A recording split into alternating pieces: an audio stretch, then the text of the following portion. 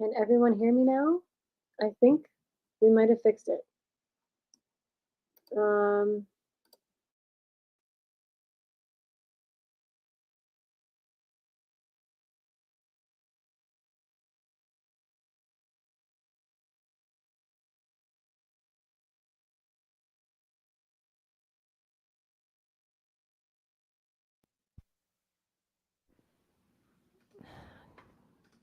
Is this working? I think it's working. Okay. It's finally working. I think it's finally working, everyone. Oh my God. Sorry about that. I don't know what the hell that was about, but I unplugged everything and plugged it back in and restarted. And here we are. It's Friday. Happy Friday, film talk. And it's nice to see everyone in the chat. I'm sorry that was like an absolute disaster. But we're going to start from fresh now. Happy Friday. I was doing a great stream earlier with Bone Bridger and John Automates. We talked a lot about Doomsday and the casting and the X-Men and all that stuff. If you haven't seen that, you can check it out on the Bone Bridgers channel. And yes, I am trying to do this consistently on Fridays at this time, and hopefully we won't have any more technical issues. I have a couple of subjects I'm going to bring up today, and I always try to keep these kind of short, not super long, probably no longer than an hour, if that. But I'll bring up the chat really quick, and then we can get into the conversation. Justin, news about these new event movies get worse the more you hear about it. Have a great time streaming, Nerdy Film Girl. Yeah, I know. I'm still optimistic, obviously. And I feel like it is. We did talk about how much of Doomsday is a gamble, and like the entire cast are throwing at us. It's only half of it, but like at least we know it's going to make money. That's for sure. I don't know if it's going to be good, but it'll make money. A lot of people helping me let me know that I was mute. Thank you. King of the Manties, thanks for stopping by. Justin, yeah, I know. It was a disaster. Hello, Luke. Thanks for stopping by. Holland, happy Friday. I hope everyone's doing well. I know it's like the weekend for a lot of people, so I hope you have nice weekend plans. I work on the weekends, but I am very happy to be able to fit these streams in on Fridays. I know I can't hear you. Everyone's saying that I'm muted, which I finally fixed. Yes, finally. Yes, one more try. We muffled but alive. Yes, and then I actually switched it to I fixed the actual mic itself, so that worked out. Thank you, Jason, for stopping by. Everyone in the chat for being so patient. David, all of you. Oh, Dimension, Scott. So nice to have you here. Jason the Old Millennial, that's what I do. Unplug and plug back in. Yes, it works every time. And it's the silliest piece of tech advice, tech support that you could ever suggest for someone, but it always works. So I'm going to bring up my two favorite people that I'm so happy for that they're coming to the Doomsday film because first of all, I feel like with Deadpool and Wolverine, I know I was in the minority, but I was really disappointed with the cameos. I think that they were so overhyped. I thought we were going to see so many more people than we did. And then when the movie was over, I was like, oh, that's it. I really thought we were going to get a lot more of the X-Men characters. And I was really concerned about Kelsey Grammer because we saw him at the end of the Marvels in an Easter egg stinger, at the end of the film. And it was like, okay, well, he's coming back at least. Like the movie sucked, but at least like he's coming back, and that's really exciting because he is, I think, the perfect person to play Beast. And then in Deadpool and Wolverine, he wasn't there. So I was like, what are we doing, people? Little did I know that they were saving all of those original X-Men actors for Doomsday. So I am kind of like really relieved with that because I feel like you can't just be like, we're bringing in the X-Men and it's gonna be all new people and all that stuff. Like you need to treat these people, these actors, with a little respect. Well, I know they've killed off Patrick Stewart multiple times. So he'll be back though, because he's never gone for long, clearly. But yes. And then also Alan Cumming as Nightcrawler, I think is also great. I don't watch a lot of reality TV. There's only two things that I watch. I watch Love is Blind because I find it psychologically interesting. And I always do that on my brain dead nights after 4 shifts in a row, like doubles. That's kind of like my like veg out and like watch Love is Blind. And then the other one is Traitors. And I think Alan Cumming is phenomenal. Obviously, I love his film work as well. I'm not just boosting him because of his reality TV show that's incredibly successful. But I'm really glad that he's back in the mix as well. So this will be really fun to see what they do with them, even if it's minor. But I think, I mean, obviously, you know, I would like to them to have a little bit more of a prominent role. But there are so many people, and how much are the original X-Men going to be involved? Before they pass the torch. Um, I love this Friday format. Thank you. I'd love to know in the chat like who you guys are excited to see out of the Doomsday list, because my goodness, there are so many. I just got here. I can hear you loud and clear, but I understand now. Oh, Dimension Scott, thank you. Well, at least you gave me some reassurance that people can actually hear me. David, there was crickets on him after the Marvels. Would have been sad if he never came back. I know. Like that was the thing. Like, are we gonna just end his entire, you know, career as Beast there? I'm also a big Frasier nut, so that's one of my favorite shows, and I've been rewatching it kind of like in order. Because as a kid, I just would always watch it when it was on, and now it's kind of like really cool as an adult to like really see what they did with the characters and how they progressed and what they did to Roz, which is just awful because the head of the studio was like a super Christian and like didn't want her to be like having like sex before she was being married. So it was weird. It was like he totally, if you watch it now knowing that, you can see like she got kind of like punished with like a baby with a father that's not there, and now like there's so many like slut shaming jokes with her, and it's awful. But she's one of my favorite characters still, and I love that show.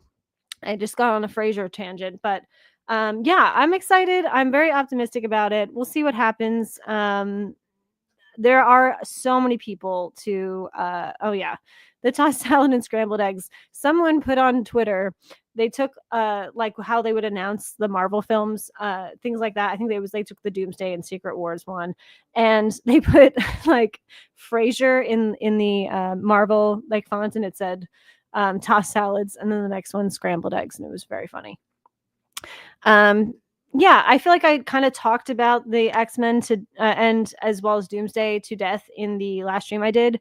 So I'm probably going to move on from here. But I just wanted to point out these two guys because I just love them, and I'm so glad they're returning because that'll be lovely.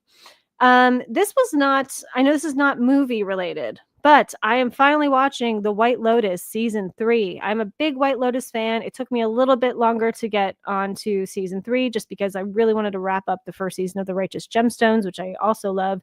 I'm telling you guys, like, if you needed to pick one and only streaming service, like HBO Max, I just want to call it HBO, but HBO Max would definitely be in the top 3. Like their content is so good.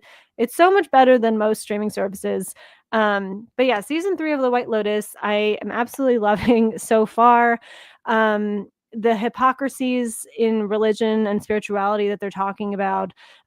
These characters are very interesting this season. There's so much stress around obviously like their financial decisions that they've made that may not have been kosher. We could say that.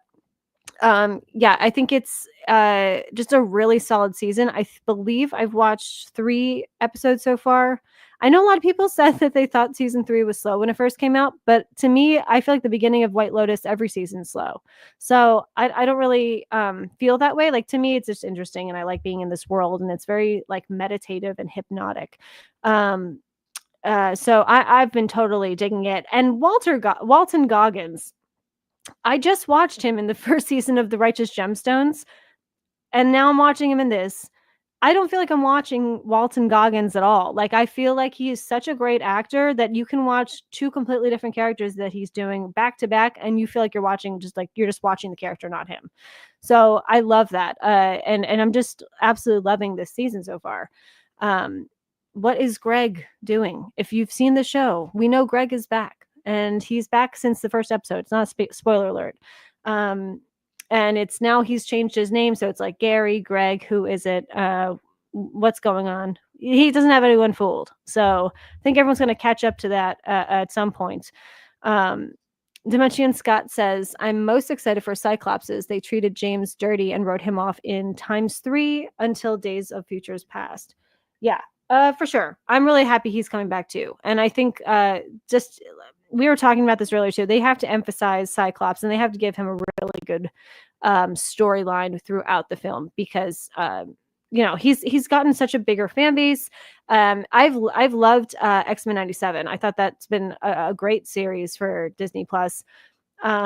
So if they can kind of keep that momentum going throughout the live action with the storytelling, I think that would be great. If only they had a better studio head. Well, yes, that is true. It's very, and I get it's complicated, but yeah, there's a lot of you can blame a lot of people in this. I think more than just one person for sure. But yeah, Mike White is just killing it again.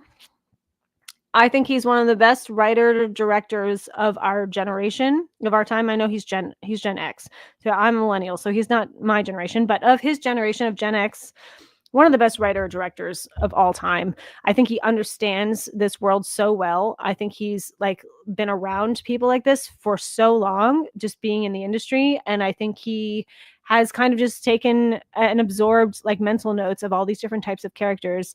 And so he has endless endless to write about. For like they could do 10 seasons of this. I would never get sick of it.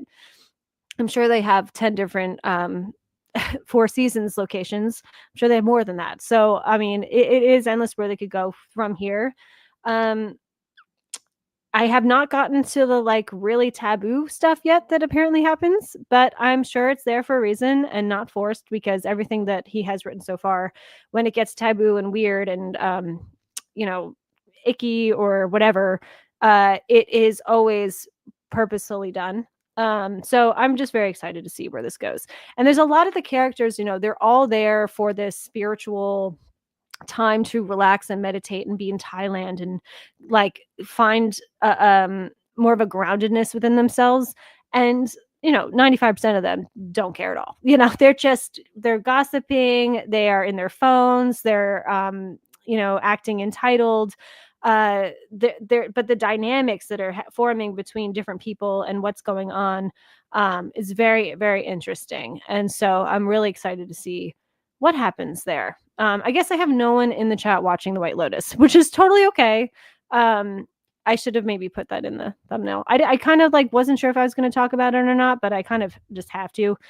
So what next week, I maybe, after I've watched a few more episodes and the finale will be coming up April 4th, I think. So, but I can move on from there. But if you haven't watched The White Lotus, don't watch them. You technically could watch them not in order, but like don't watch them not in order. Start with season 1 and you'll want to binge it because they're just so bingeable. It's insane. Happy I have something to replace Succession at this point because I miss Succession tremendously. Okay, so then the final thing I want to talk about is One Battle After Another. This is Paul Thomas Anderson's latest film, and it's with Leonardo DiCaprio. And I have to say, this is the smartest career move that Leonardo DiCaprio could ever make. It's a dark comedy. We haven't seen him in one since Wolf of Wall Street. Or actually, I'm sorry, we did see him in the one written by Adam McKay. But like he wasn't really playing like the type of role you would see him in a dark comedy. Like, yeah, we like seeing him play different types of people, but he was very like, science nerd and all that. This to me is like a great platform for him to see in a different type of role, but like kind of familiar to us. I'm really excited about this.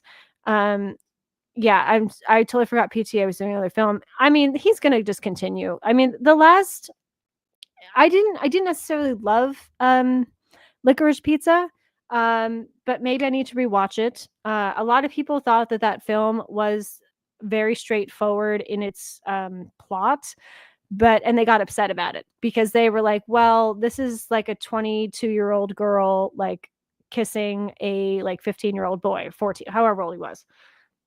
If you know anything about Paul Thomas Anderson, you can't trust the narrator. So in my opinion, Licorice Pizza is the boy's fantasy. It's Philip Seymour Hoffman's son. It's all in his, I mean, not all of it, but a lot of the stuff with her and how he views their relationship because he has a crush on her, is definitely in his head, and it's kind of his biggest fantasy, especially when he starts selling the water beds and stuff like that. It's just too outlandish for that to be actually what's going on. So yeah, well, another film like the end of There Will Be Blood. Like, there's so many things that you can't take at face value when it comes to a Paul Thomas Anderson film. So and knowing that, I would love to actually rewatch Licorice Pizza, even though I've kind of felt that while I was watching it, but I would love to do that. I loved Phantom Thread. I thought that was it is a heavy movie. It is not something that's super rewatchable. But I've seen it probably 2 or 3 times at this point, which says a lot. It's probably the same amount of times I've seen There Will Be Blood. I could probably watch There Will Be Blood more though, just because of the subject matters. But yeah, so like Leo doing a Paul Thomas Anderson film is great. And I had this set up earlier, but then when I had to get rid of everything to get my sound going. I'm just going to pull this up, and I'm not going to like play the whole thing, but if you want a little bit of a taste of this movie, we'll just go through a little bit together, and then we'll probably call it a day at 4. But let's see. I've still only seen There Will Be Blood. What instructions? Oh yeah. Okay. So if you've never seen a Paul Thomas Anderson film, you should definitely watch Boogie Nights, Magnolia. I love Phantom Thread, but that's really heavy and weird for people. Yeah, the Adam Sandler one is probably the most accessible one, Punch Drunk Love. But there's just so many that I really like. But any of the ones I know, yeah, I go with Boogie Nights next. I think Boogie Nights after There Will Be Blood will show you more of the comedy side. Oh, wait, I love The Master too. The Master with Philip Seymour Hoffman and Joaquin Phoenix. I love that movie. That's a great one. But again, weird and heavy. So like maybe if you want to like binge his stuff, maybe do like a one-off where like Magnolia and Boogie Nights are considered the light ones. And then The Master and I just said it. There Will Be Phantom Thread. Yeah, like those are the heavy ones. And then you can like end it with Licorice Pizza if you want. I've never seen his first film, Hard 8, though. I've always wanted to find it, but it's very difficult to get. I think only on physical media, and even then it's difficult because it's like really, really, really indie. Wait, no, I've seen The Master as well. That was great too. Okay, cool. So you've already seen The Master. So then you've seen 2 Paul Thomas Anderson films then. So that's good. That's good. I'm going to share this. Let's get this trailer up and running here. Okay. There we go. And we're going to pop this up on here.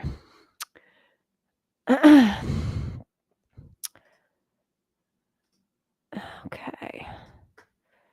And I'm going to make sure I don't get a copyright thing. So we're just going to play a little bit at a time. But I love the franticness of it already. And if you can see what I'm saying, like for him right now, after the films he's done recently, I think something like this is like a perfect character for him. Rise and shine. And I'm so worried to get copywritten. So I'm just going to pause it again. Bat an eyelash. Good morning. There are no hands on the clock Why? because they're not needed. What time is it?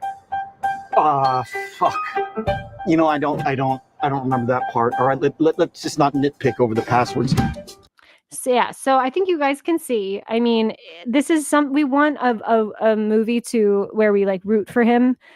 He's played a few roles recently where like you don't want to root for him at all, which is fine. But I think we all, like, especially if you're a millennial, you grew up in an era where, you know, he played so many likable roles. Even when like Catch Me If You Can is one of my favorites. Even Wolf of Wall Street, when he's playing a total asshole, you're kind of rooting for him at the same time, which is terrible. But you know what I'm saying? I'm glad he's playing a character that is similar to this. And the cast is great. You've got Benicio del Toro in here, Teyana Taylor, Sean Penn is actually, I believe, in this as well. I think we see him towards the end. They're like a bunch of like ex-revolutionaries, is what I've seen in any description. And fucking World War III out there. Yeah, let's use this. super iconic, like Paul Thomas Anderson shots. Apparently, like they're all ex-revolutionaries, but they all like come together because they have to save one of their daughters is in trouble. And just really fun. Really, oh yeah, here's the whole cast. Regina Hall, I really like. Yeah, so I'm so in for this movie, and it comes out. There's Benicio. It comes out December, I believe. So this looks really, really awesome to me. And I just love this outfit he's wearing. God damn it! So ridiculous. Viva la revolution! Yeah, I think it's good. I'm excited to, we don't get enough dark comedies. We really don't. So I'm very excited for to see that. And I do think that, yeah, it does feel like a neo-Western.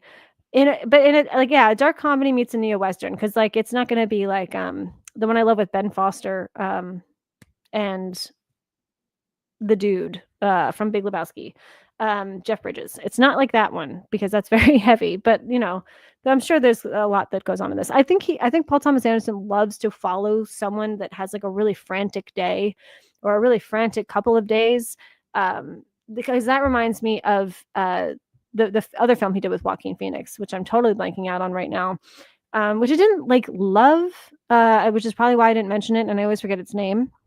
But you guys know, not The Master, but the other movie he did with Joaquin Phoenix, that kind of feels like this to me as well. Like someone like a loner type of guy that gets into like the craziest shit, is kind of how I feel like he enjoys writing those types of characters. So, well, I know we had a really rocky start, but and we will talk about more things as more news comes up as the weeks progress. I did not see Snow White, so I have nothing to say about that movie, even though I will watch it on Disney Plus, just so I have an idea of just how bad it actually was. But besides that, yeah, I'm just rocking with White Lotus right now, and there's not really anything I'm probably going to see in the theater anytime soon, just because I've been so busy. But streaming wise, if I do get a chance, I will talk about those things. But yeah, so thanks so much for stopping by. And I'll see you guys next time.